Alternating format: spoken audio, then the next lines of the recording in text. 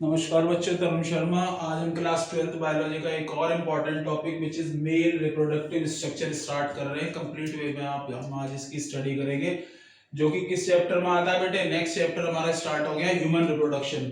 इससे पहला चैप्टर था sexual reproduction in flowering plant, वो चैप्टर हमारा कंप्लीट हो चुका है। आज हम स्टार्ट कर रहे हैं next chapter human reproduction. Human reproduction के केस में बेटे दो तीन बातें आप पहले फटाफट जान लो। क्या? पहली बात तो ये कि humans are sexually reproducing living organisms, मतलब ऐसे लिविंग ऑर्गेनिज्म है जो सेक्सुअल रिप्रोडक्शन करते हैं। ये सेक्सुअल रिप्रोडक्शन का कोई सीन हमारे केस में नहीं है। दूसरी बात आ गया आपका we are viviparous in nature. हम नेचर में कैसे हैं? विविपेरस, मतलब हम डायरेक्ट बच्चों को बॉर्न करते हैं, डायरेक्ट बच्चे को जन्म देते हैं।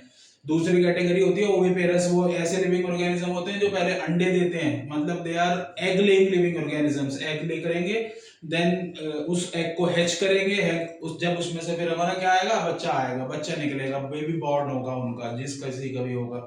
हमारे केस में सीधा बच्चा जन्म लेता है। तो नेक्स्ट स्ट्रक्चर जो आज हम पहला टॉपिक हमारा स्टार्ट कर रहे हैं बेटे, वो है मेल रिप्रोडक्टिव स्ट्रक्चर। एक चीज और बेटे, रिप्रोडक्शन के केस में, रिप्रोडक्शन तो जानते हो, एक ऐसा process which ensures the continuity of living organism on earth.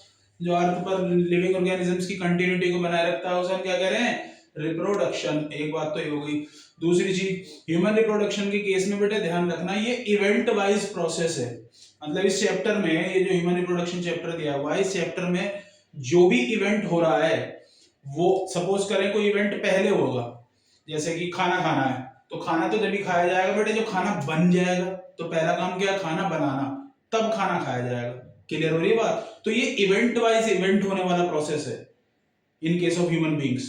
Event wise event means तो से पहले हमारे पास स्ट्रक्चर्स, मतलब जो जो the structure which involve in the process of reproduction, वो स्ट्रक्चर फंक्शनल होनी चाहिए। स्ट्रक्चर फंक्शन हो गई तो फिर उन पहली चीज स्ट्रक्चर फंक्शनल, दूसरी चीज उनमें गैमेट बने। फिर गैमेट बने तो फिर उन male reproductive structure male gamete बनाए, फीमेल फीमेल गैमेट बनाए, स्पर्म और एग, फिर क्या हो? उनका फर्टिलाइजेशन हो।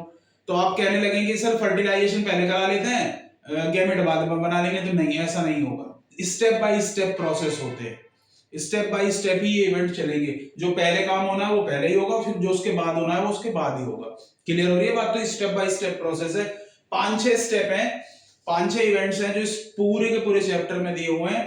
फटाफट बता देता हूं। पहले क्या है? हमें स्ट्रक्चर्स देखनी है। स्ट्रक्चर के बाद उनमें गैमीट बनवाने हैं, मेल और फीमेल दोनों। फिर गैमीट का क्या कराना है? मेल गैमीट को ट्रांसफर कराना है फीमेल रिप्रोडक्टिव ट्रैक्ट में। फिर process that is known as insemination. फिर इंसेमिनेशन के बाद होगा क्या? फर्टिलाइजेशन। फर्टिलाइजेशन के बाद फिर क्या होगा? हम उस जो जाइगोट बना फर्टिलाइजेशन के बाद, उस जाइगोट से ब्लास्टोसिस्ट बनाएंगे। ब्लास्टोसिस्ट बन गया, देन ब्लास्टोसिस्ट को इम्प्लांट कराएंगे और वो जेस्टेशन पीरियड के लिए चला जाएगा मदर्स वॉर्म में 9 महीने के लिए। मतलब 9 महीने का जो हमारा जो टाइम है जिसमें हमारा रिप्रोडक्शन कंप्लीट होता है, मतलब बेबी की जो फॉर्मेशन है वो पूरा 9 महीने में होती है, तो फिर वो जेस्टेशन में चला जाएगा। बेबी फॉर्मेशन पूरी होगी, फिर उसके बाद क्या होगा? फिर उसके बाद पार्चुरेशन होगा। पार्चुरेशन मतलब बच्चे का जन्म होना।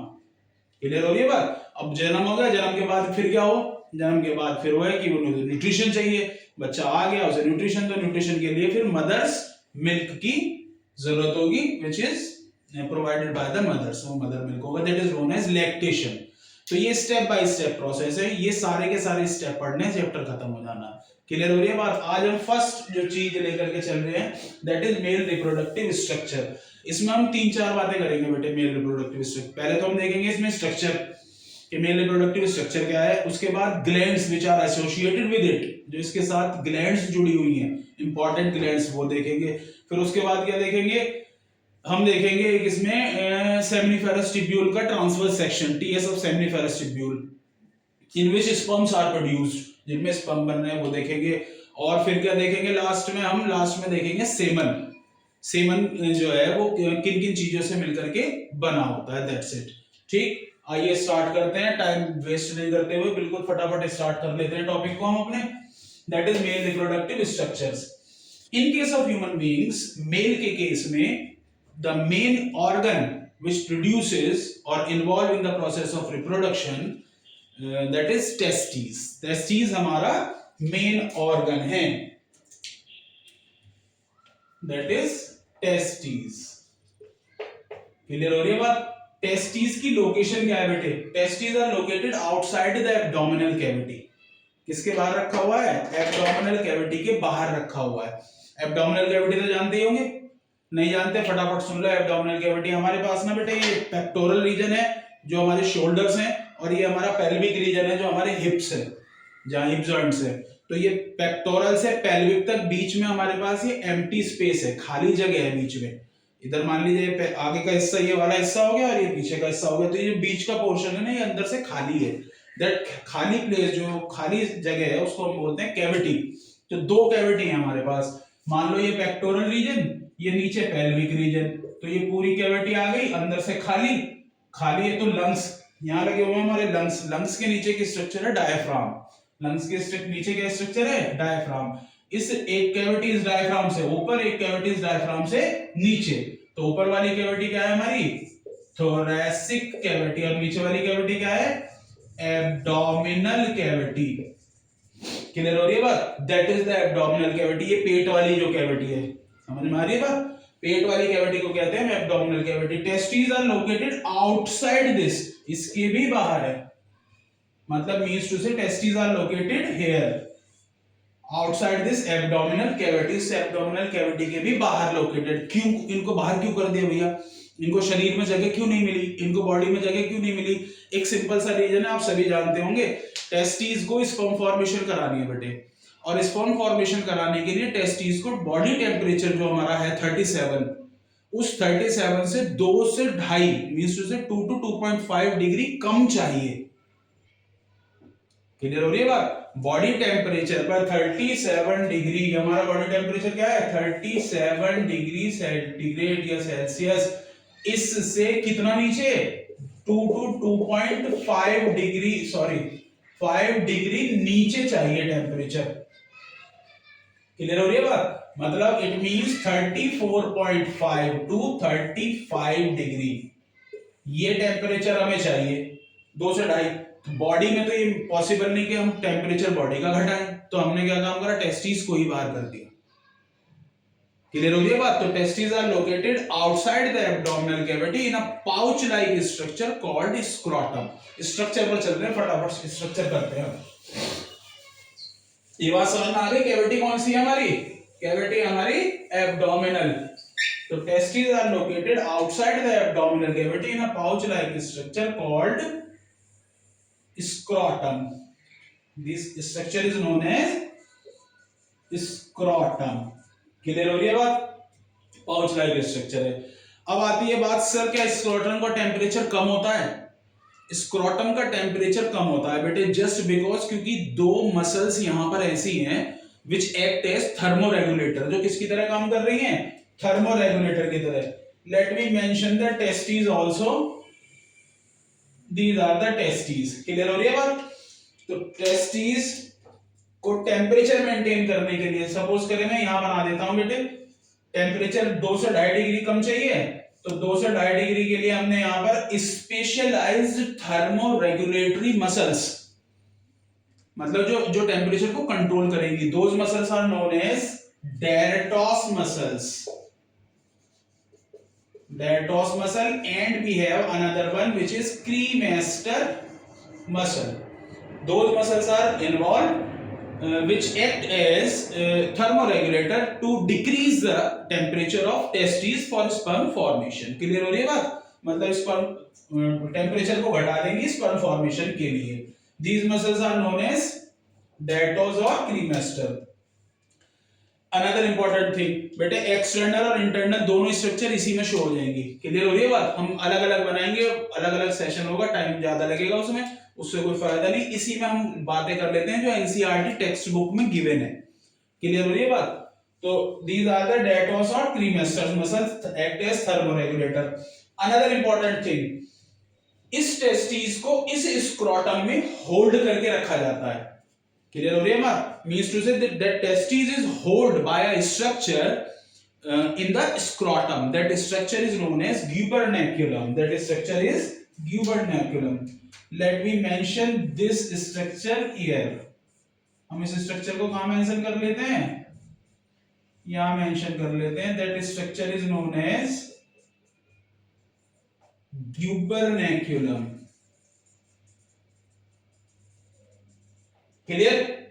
That is the structure which hold the testis in scrotal sac. Scrotal sac में वो उसको होल्ड करके रखती है। आगे आ जाओ, फटाफट आगे चलते हैं। आगे क्या नेक्स्ट क्या बात हो गई? अब टेस्टिस की बात करते हैं। टेस्टिस इज मेड, जो टेस्टिस की जो लेयर है, it made up of 3 layers. वो कितनी लेयर की बनी हुई है? 3 लेयर की। Most important one is albuginea. देखो 3 लेयर क्या है, बाहर से अंदर की तरफ चल रहे हैं हम, ठीक है। बाहर ट्यूनिका वजाइनलिस, उसके अंदर आती है फिर एल्ब्यूजिना, और उसके अंदर आती है फिर vasculosa, another important layer which is rich in vessels, मतलब ब्लड सप्लाई के लिए बनी हुई है। अगर वेसल्स है तो ब्लड सप्लाई ज्यादा होगी, तो ब्लड सप्लाई के लिए बनी हुई है। But we talk about only the one, हम केवल एक के बारे में बात करेंगे जो कि इंपॉर्टेंट फंक्शन प्ले कर रही है इन केस ऑफ टेस्टिस।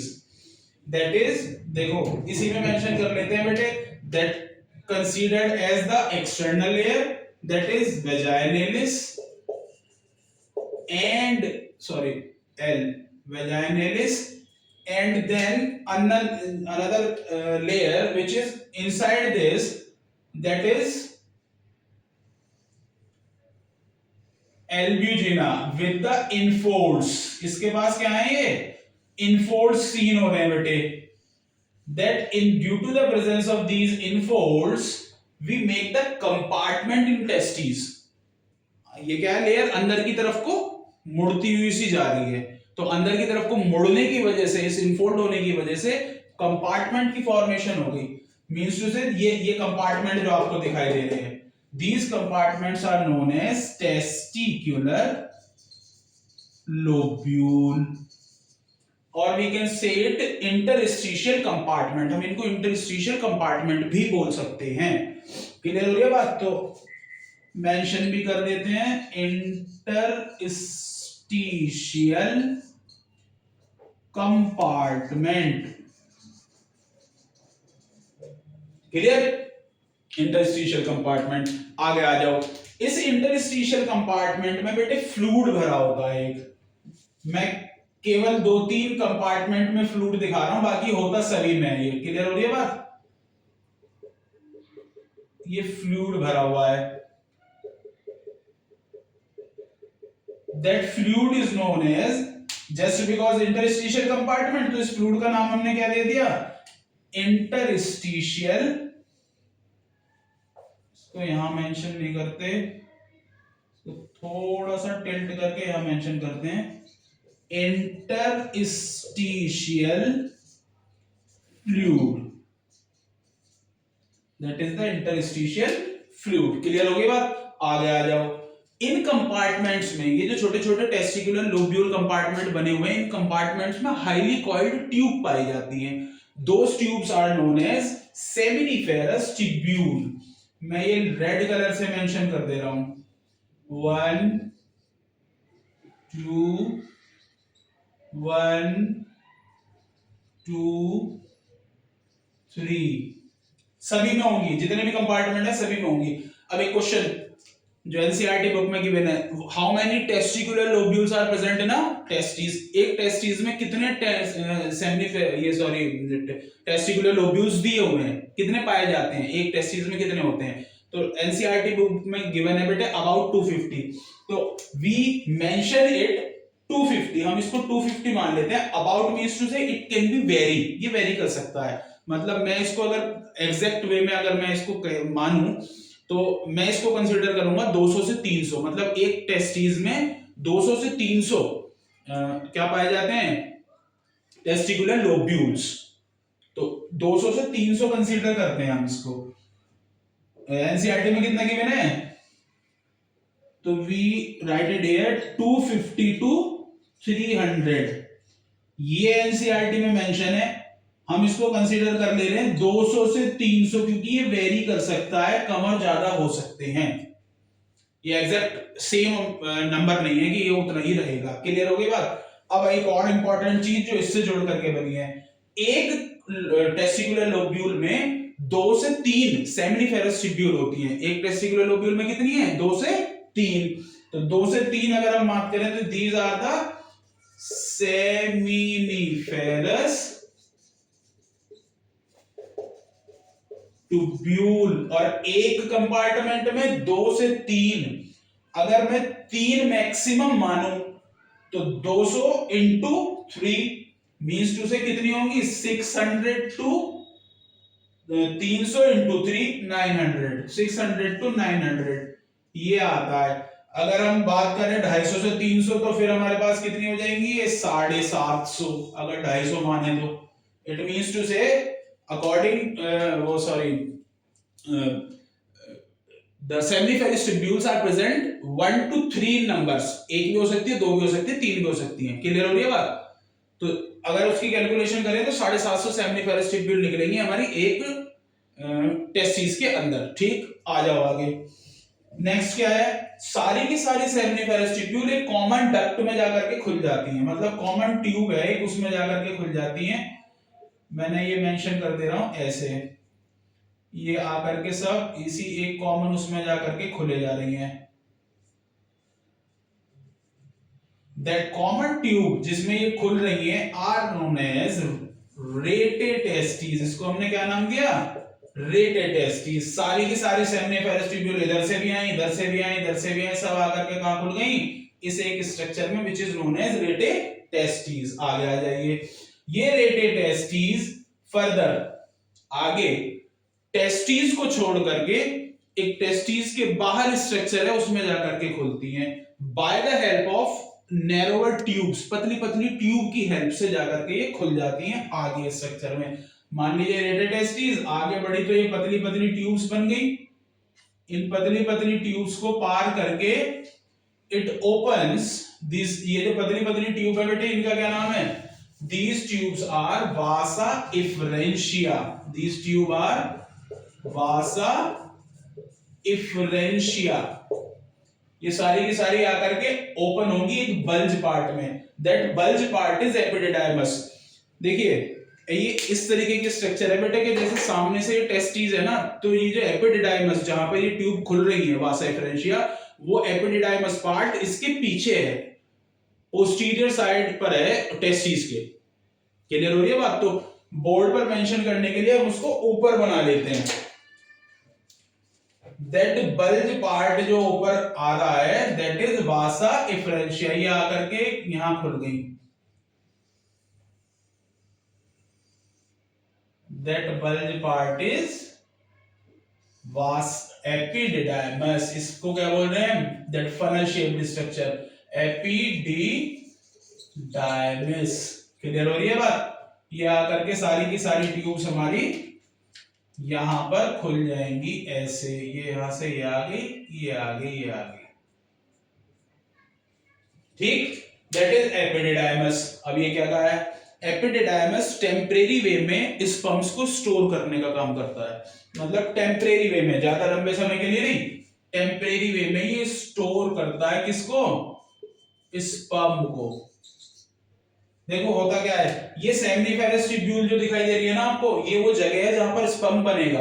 इनके पास इतनी ना तो स्पेस, ना इनके पास इतनी वहां पर कैपेबिलिटी के इनको होल्ड करके रख ले। तो ये करती क्या है, जैसे जैसे स्पर्म फॉर्मेशन होती जाती है, स्पर्म फॉर्मेशन को ये ल्यूमन में डाल देती है सेमिनिफेरस ट्यूब्यूल के, वहां से होकर के वो रेटे टेस्टिस में पहुंचता है स्पर्म, वहां से होकर के ये स्पर्म यहां आ गया, ये आ गए स्पर्म, और ये यहां से मूव करके एपिडिडाइमस में चले जाते हैं और यहाँ टेम्परेरी वे में स्टोर कर लिए जाते हैं। ठीक हो गई बात? आगे आ जाओ। दिस एपिडिडाइमस ये जाकर के ट्यूब में ओपन होता है, that is the tube which is known as vasa deferentia, और we can say vas deferens, vasa deferentia, और we can say vas difference. अब आगे आ जाइए, ये जो वास डिफरेंस है बेटे, ये वास डिफरेंस, ये सारी की सारी स्ट्रक्चर कहां है हमारी, that complete structure is outside the abdominal cavity, ये एब्डोमिनल कैविटी के बाहर है। अब ये होगा क्या, ये वासा डिफरेंशिया असेंड करके कहां जाएगा, इनटू द एब्डोमिनल कैविटी, मतलब ये वापस कैविटी में अंदर जाएगा। तो ये ट्यूब, ये जो डक्ट है हमारी वासा डिफरेंशिया, वास डिफरेंस, ये मूव करके वापस जाएगा और कहां चला गया, ये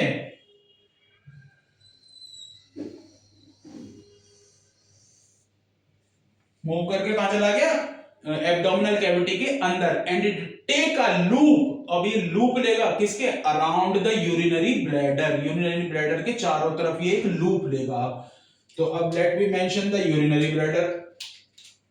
suppose this is the urinary bladder,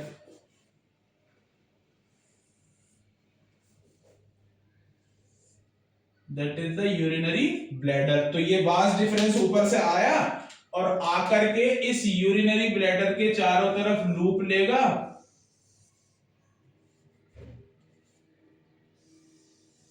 loop लेकर के एंट्री कर जाएगा, लूप लेकर के आएगा, and it opens in urethra. आकर के कहां ओपन हो गया, यूरेथ्रा में आकर के ये ओपन हो जाएगा। क्लियर हो रही है बात। तो that vast difference which connect this epididymis, ये ट्यूब किसको कनेक्ट कर रही है, एपिडिडाइमस जो कि स्पर्म को स्टोर किए हुए, और यूरेथ्रा जो कि किसका पार्ट है हमारे पास, एक्सक्रीटरी सिस्टम का पार्ट है। इन दोनों को कनेक्ट करके रखे हुए हैं। नेक्स्ट, ये यूरेथ्रा जब आगे बढ़ेगा देन वी कॉल इट, एक डक्ट ये बन जाएगी यहां पर, that duct is known as urinogenital duct. एक ओपनिंग इधर से भी आ रही होगी बेटे, क्योंकि हमारे पास पेयर है। तो that duct is known as urinogenital duct. That duct is known as urinogenital duct. Why we call it urinogenital duct? ध्यान देना बेटे, यूरिनो मीन्स टू से यूरिन, यूरिन किसका पार्ट है, एक्सक्रीटरी सिस्टम का। क्लियर होगी बात। एक बात, जेनाइटल मीन्स टू से जर्म सेल्स, मतलब रिप्रोडक्शन का पार्ट। ये किसका पार्ट है, रिप्रोडक्शन का। मतलब एक ऐसी ट्यूब जिसमें से एक्सक्रीटरी सिस्टम भी ज्वाइन हो और जिसमें रिप्रोडक्टिव सिस्टम भी ज्वाइन हो, मतलब वो दोनों के लिए कॉमन है। That's why, because it is common for urine and sperm transfer. That's why we call it urinogenital duct. Clear? आगे आ जाओ। ये पूरी की पूरी डक्ट एक मस्कुलर स्ट्रक्चर से कवर होती है बेटे। पूरी की पूरी डक्ट किससे कवर्ड है, with a muscular structure which is known as penis. Penis is with the erectile tissues which helps in the ejaculation of sperm. That is the penis. And that penis, ये जिसका upper part है, that bulgy part of this penis is called glans penis. The uppermost part of this penis is known as glans penis, which is covered with a skin fold. ये skin fold से covered होता है। इस differentia को थोड़ा सा यहां से हटा करके, स्लाइटली इसको यहां से हटा करके कहीं और मेंशन कर देते हैं, थोड़ा सा इधर ले आते हैं, डिफरेंशिया। ठीक है, तो ये हो गया। अब ये आपका आ गया glans penis and skin fold. इसके चारों तरफ क्या है, एक स्किन फोल्ड है। That skin fold is known as foreskin. That is the foreskin and the opening। अब इसकी ओपनिंग जो है बेटे, इधर ध्यान दीजिए, ये ट्यूब यूरिनोजेनाइटल डक्ट आई और आकर के एंड पर ये ओपन हो गई। That opening is known as urethral meatus. That's it. ये कंप्लीट स्ट्रक्चर हो गई हमारी in case of human male reproductive system. ठीक हो रही है बात बेटे। रिकैप, स्क्रोटम, स्क्रोटम में मसल्स जो थर्मोरेगुलेटर का काम कर रही है। फिर हमारे पास टेस्टिस आ गई, outer layer vaginalis, inner layer tunica albuginea, we don't mention it. Tunica albuginea को मेंशन कर लेते हैं बेटे। दैट इनर वन जो ये ग्रीन वाली है जो कंपार्टमेंट बना रही है, that is the albuginea. Rete testis, dartos, seminiferous, vasa deferentia, epididymis. Clear हो रही है बात। स्क्रोटम, ग्यूबरनेक्युलम, तो ये आ गया हमारे पास, ठीक है। ये इनर लेयर एल्ब्यूजिना, ठीक। एल्ब्यूजिना में सेमिनिफेरस ट्यूब्यूल, सेमिनिफेरस ट्यूब्यूल रेडियोटेस्टिस में कनेक्ट, फिर ये वासा इफ्रेंशिया के थ्रू एपिडिडाइमस में कनेक्ट। एक ये लॉन्ग ट्यूब है, ये पहले बाहर पोस्टीरियर साइड पर है, फिर असेंड करके हमारी एब्डोमिनल कैविटी में चली गई, यूरिनरी ब्लैडर के चारों तरफ एक टर्न लिया, टर्न लेकर के आकर के यूरेथ्रा में ओपन हो गई, जिसको कॉमनली कह रहे हैं हम यूरिनोजेनिटल डक्ट। एक muscular structure that is penis, bulgy part grass penis, four skin, and then we have the opening of this duct which is known as urethral meatus। तो ये हमारी स्ट्रक्चर होगी बेटे complete, that is the urinary bladder। Clear हो रही है बात? अब आगे आ जाओ, फटाफट समझते हैं। अब दो पार्ट और रहेंगे इसमें हमें समझने के लिए। पहला में देखना है the glands which are associated with it, कौन कौन सी ग्लैंड है जो इस सिस्टम के साथ जुड़ी हुई है। दूसरा हम देखेंगे फिर सेमन कैसे बनता है। तो let me first talk about the glands. पहले हम ग्लैंड के बारे में बात कर लेते हैं, फिर आगे सेमन की बात करेंगे। तो देयर आर 3 ग्लैंड्स, 3 ग्लैंड है which are associated with it, 3 gland है जो बेटे इसके साथ जुड़ी हुई हैं। First one which is on the posterior side, जब ये हमारी रेटेड ये सॉरी वासा डिफरेंशिया ये अंदर से ली जाएगी ना एब्डोमिनल कैविटी में, तो इस जाने के बाद जब ये पहुंचेगी कहां पर, यूरिनरी ब्लैडर के पास, तो इस यूरिनरी ब्लैडर के बैक साइड में पीछे की तरफ हमारे पास एक ग्लैंड है जिस which is known as seminal vesicle. जो क्या नाम है जिसका, मैं इसको यहां पर बना ले रहा हूं बेटे, दैट इज द ग्लैंड, इसकी ओपनिंग हो गई है, that gland is the seminal vesicle। Another gland which is also associated with this urinary bladder, ये भी इसके posterior half पर है, that is the prostate gland। ये कौन सी gland है हमारे पास, prostate gland। क्लियर हो रही है बात? एंड अनदर वन, तीसरी gland कौन सी है, that is here, that is the bulbourethral gland, or we can call it Cowper's gland।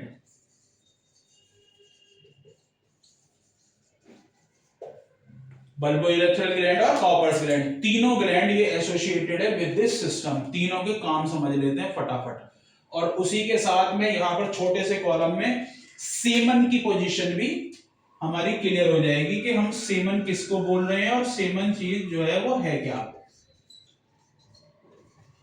Semen देखिए, इधर ध्यान दीजिए। First one is seminal vesicle.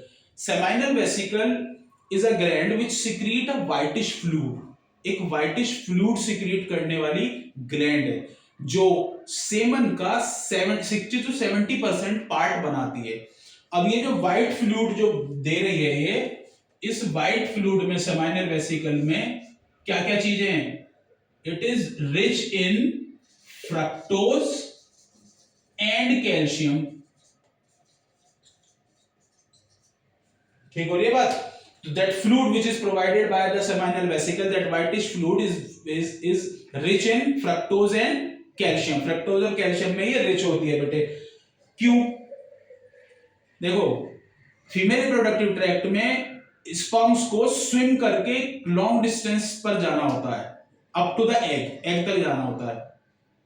उस टाइम पर एनर्जी चाहिए।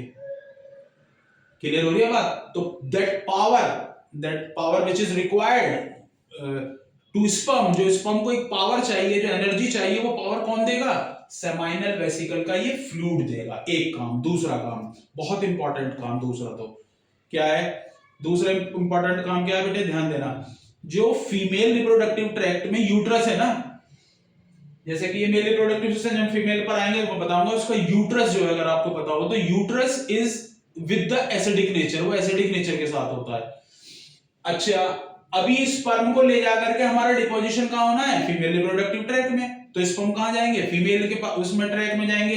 अब एक बात सुनो जरा, अगर फीमेल के ट्रैक में जाएंगे और वहां एसिडिक मीडियम है, तो जैसे स्पर्म पहुंचेंगे एसिड के साथ उनका कांटेक्ट होगा, वो खत्म, पॉइजन है स्पर्म, तो स्पर्म के लिए acid.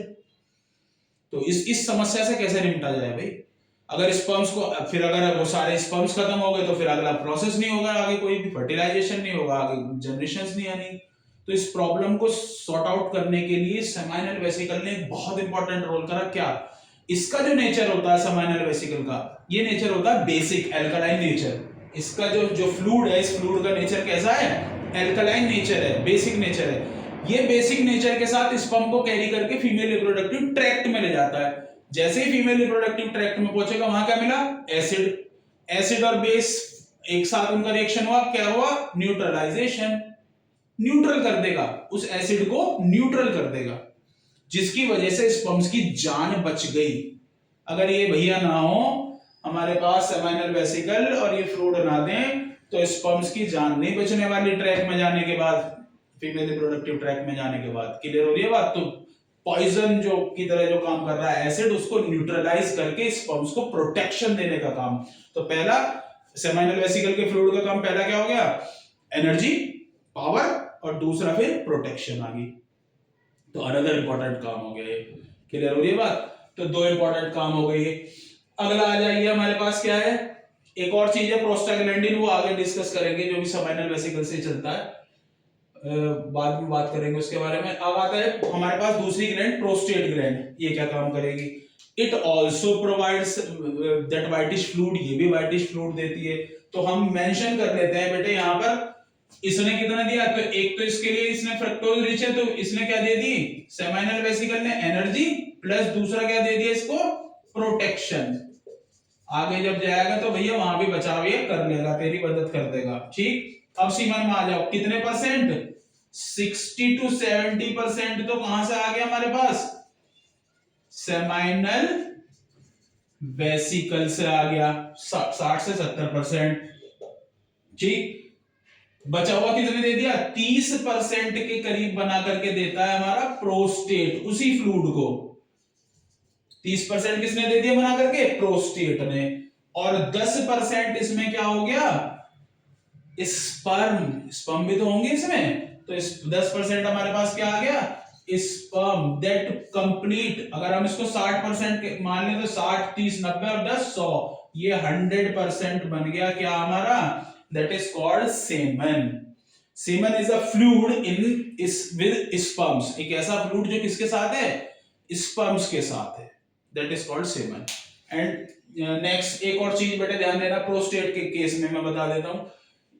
At the time of urination, मतलब जब हम यूरिन करते हैं, यूरिन पास होता है, तो यूरिन पास होने की वजह से इस पूरी की पूरी ये जो डक्ट है, इस डक्ट का नेचर भी एसिडिक हो जाता है। और फिर वही एसिड वाला खेल जो मैंने अभी बताया, अगर एसिड में से हम स्पर्म को पास कराएंगे तो स्पर्म किल हो जाएंगे। ठीक हो रही है बात? तो प्रोस्टेट का दूसरा काम क्या है? प्रोस्टेट इस ग्लैंड में, ये जो हमारी सॉरी जो प्रोस्टेट ग्लैंड है इस डक्ट में, इस डक्ट में क्या करेगी? एल्कलाइन सिक्रीशन कर देगी, मतलब एल्कलाइन मटेरियल को पोर कर देगी, इसमें आ जाएगा वो, और इसके नेचर को बदल करके फिर वो न्यूट्रलाइजेशन और फिर वो नॉर्मल हो जाना है। क्लियर हो रही है बात? तो एक और इंपॉर्टेंट काम इसका ही हो गया। अगली आ जाओ बल्बो यूरेथ्रल ग्लैंड, इसका भी एक और इंपॉर्टेंट काम है। क्या? It provide lubrication during the process of coitus. Clear हो रही है बात? मतलब during the process of coitus the lubrication, the lubricants which is required is provided by the bulbo urethral gland. Clear हो गई बात? नेक्स्ट, ये तीनों ग्लैंड्स का काम हो गया, ये सेमन का बात मैंने आपको बता दी। एक बात इसमें जो रह रही है, बस उसे फटाफट सुन लो और ये हमारा टॉपिक क्लियर। क्या?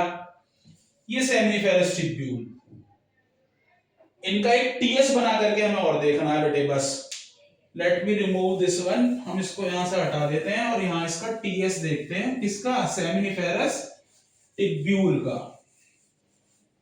क्या? फटाफट देख लो। अगर मैं सेमिनिफेरस टिब्यूल को कट करूं, सपोज करेंगे सेमिनिफेरस टिब्यूल्स है मेरे पास, एक कंपार्टमेंट में ये 3 है। अगर मैंने इनको काटा और काट करके ऐसे मैं देखता हूं, तो इनके अंदर मुझे क्या दिखाई देगा? इनके अंदर मुझे दिखाई देगा क्या?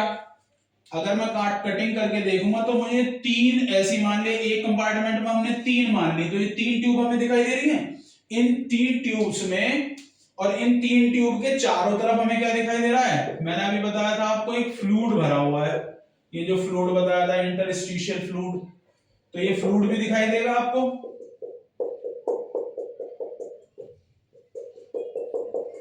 That is the TS of seminiferous tubule। ये seminiferous tubule का TS है बेटे। तो ये फ्लूइड भी दिखाई दे रहा है हमें। अब हमें क्या दिखाई देती है? ध्यान देना, इस सेमिनिफेरस ट्यूब्यूल के अंदर दो टाइप की सेल दिखाई दे रही है, एक तो ऐसी सेल दिखाई दे रही है रेक्टेंगुलर, और एक दिखाई दे रही है conical shaped, cone shape cell, triangular type cell. Clear हो रही है बात? तो ये दो तरीके की सेल दिखाई दे रही है। ये जो चौड़ी सेल है rectangular, these cells are known as germ cell, इनको हम क्या नाम दे रहे हैं? Germ cell. और ये जो ट्रायंगुलर टाइप है, these are known as Sertoli cell. एक और इंपॉर्टेंट चीज क्या, ये जो फ्लूइड है, इस फ्लूइड में भी मास ऑफ सेल्स पड़े हुए हैं कहीं कहीं पर, scattered in this fluid, those are known as Leydig cells. इनको हमने क्या नाम दिया? Those are known as Leydig cells. तीनों सेल्स के काम क्या क्या है बस ये समझ लेते हैं। Germ cell is the one which is responsible to make gamete, मतलब ये वो हैं जो क्या बनाएंगी? स्पर्म बनाएंगी। Sertoli cells are those which provide nutrition or nourishment to the germ cell when they make the gamete, when they make the sperm। जब वो स्पर्म बना रहे हैं तब तो उनको न्यूट्रिशन और नरिशमेंट देने का काम कर रही हैं Sertoli cells. Another one is Leydig cells. Leydig cells क्या कर रही हैं? They provide a hormone which is under the category of androgen, and that hormone is male sex hormone which is known as testosterone, which is known as testosterone। तो that is the जो secondary sex characters जो development होते हैं उनमें help करता है आपका। तो that is the complete structure of human male reproductive system. Clear हो रही है बात बेटे? कोई बात बेटे समझ में ना आई हो तो कमेंट करें, शेयर करें, सब्सक्राइब करें, और चैनल पर नए आए हो तो बेटे सब्सक्राइब कर लें। 12th क्लास बायोलॉजी का ये हमारा सेशन चल रहा है, बोर्ड एग्जाम जो आ रहे हैं क्लोजेस्ट, और बाकी आप चैनल को सब्सक्राइब कर लें बेटे। मिलते हैं फिर नेक्स्ट वीडियो में। इसमें कोई अगर बात समझ में नहीं आती है तो आप मुझे कमेंट करके बताएं, वो प्रॉब्लम सॉर्ट आउट करी जाएगी। Then next episode we move on, किस पर हम चलेंगे? फीमेल रिप्रोडक्टिव सिस्टम की बात करेंगे, वहां पर हम चलेंगे। बाकी इसमें कोई चीज स्किप हुई हो तो वैसे तो हुई नहीं, पर बाकी अगर हो जाती है तो आप मुझे कमेंट करके बता दें, उसको भी हम सॉर्ट आउट करके बता दिया जाएगा। ठीक है बेटे? Okay, thank you.